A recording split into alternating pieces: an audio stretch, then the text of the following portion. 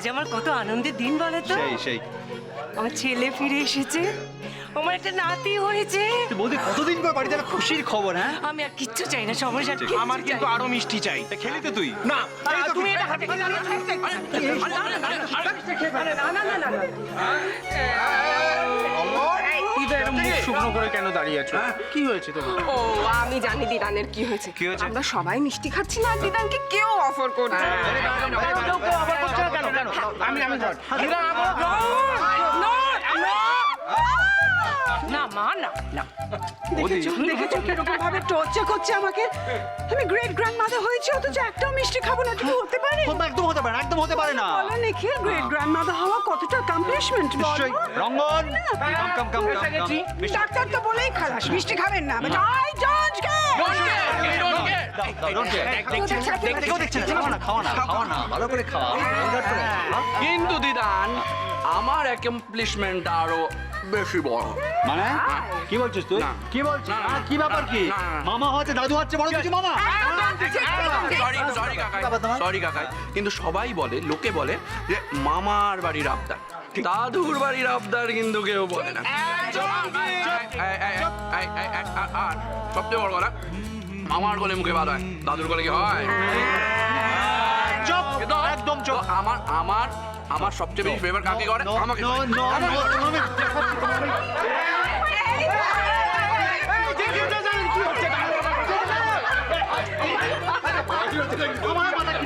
না একদমই তাই। পার্টি মা, তুমি আবার মিষ্টি খাচ্ছো? দিদান খেতে চাই, আমি দেখিনি। না না না, মামার কথা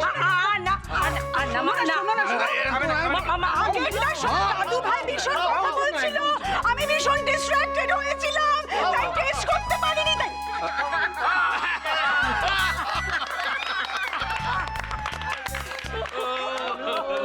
আলো ভুবন ভরা, আলো নয়ন ভাঙা, আমার আলো হৃদয় ভরা, আলো আমার আলো গো, আলো ভুবন ভরা, আলো নয়ন ভাঙা, আমার আলো হৃদয় ভরা, নাচে আলো নাচে ও ভাই আমার প্রাণের মাঝে, বাজে আলো বাজে ও ভাই মিলার মিলার মাঝে, জাগে আকাশ চলে বাতাস হাসে সকল ধরা, আলো আমার আলো গো, আলো ভুবন ভরা।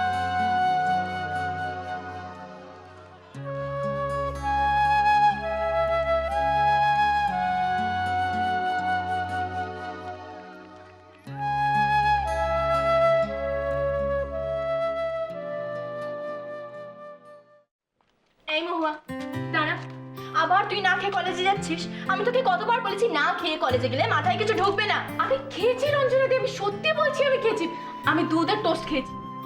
মহুয়া দাঁড়া, আজ আমিও তোর সাথে বেরোবো।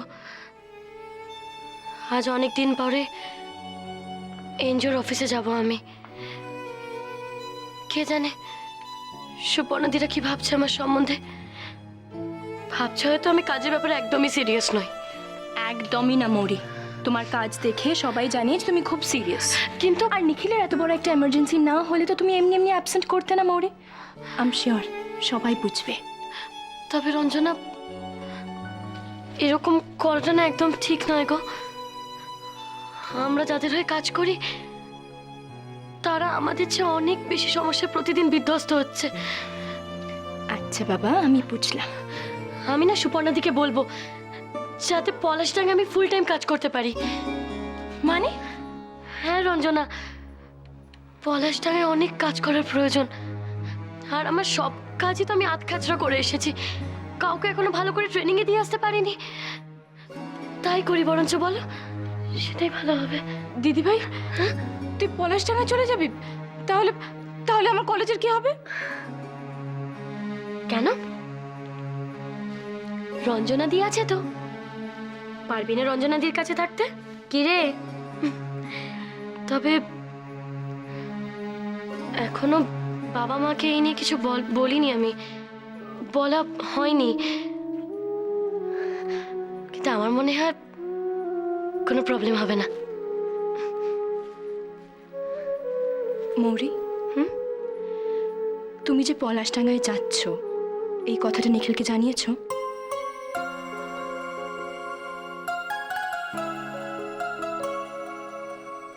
আমি কোথায় থাকি না থাকি তার সঙ্গে তোর কোনো সম্পর্ক নেই রঞ্জনা।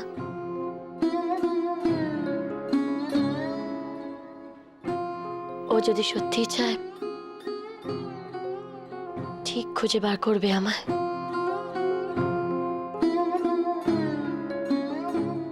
ও যদি সত্যিই তেমন করে আমার প্রয়োজন অনুভব করে ও নিজেই আমায় খুঁজে বার করবে রঞ্জনা।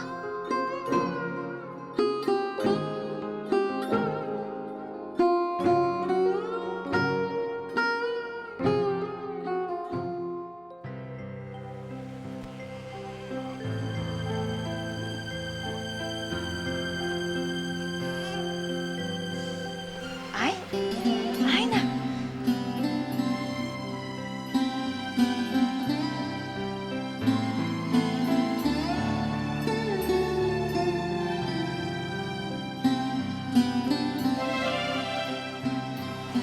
কি রে, ভয় পাওয়ার কিচ্ছু হয়। তুই তোর নেফিউকে সেফলি আদর করতে পারিস। কোলে নিবি?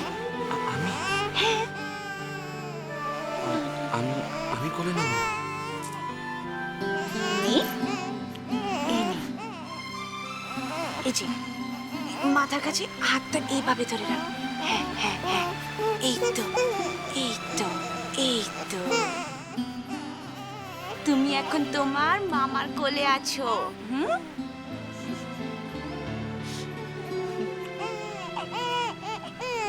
বলে বাবা, না না না না, এই ছোটকু ছোটকু,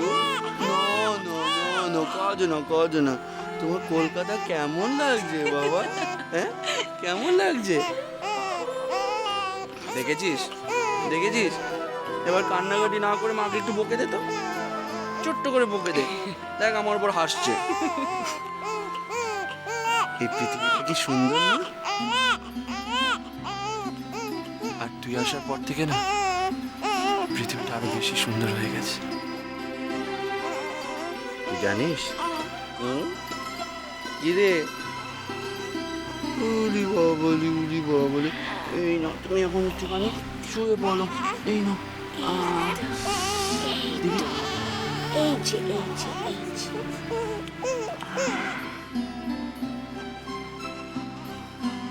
দিদি, এই দিদি, ও না, ও একদম পারফেক্ট, পারফেক্ট দিদি। তুই ধরে নে, ও তোর বাড়িতে ফিরে আসার জন্য ছোট্ট একটা ওয়েলকাম গিফট।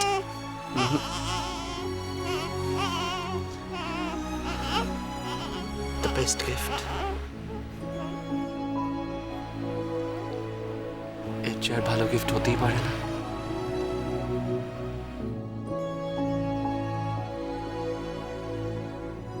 নিখিল, ও যে সেফলি আমাদের কাছে পৌঁছে গেছে তার জন্য আমাদের মৌরির কাছে কৃতজ্ঞ থাকা উচিত।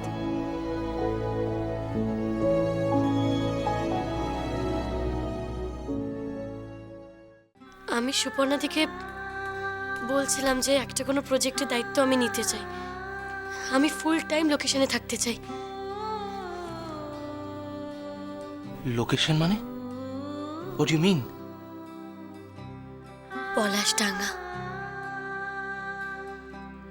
আর কদিনের মধ্যে আমি পলাশডাঙ্গা চলে যাচ্ছি।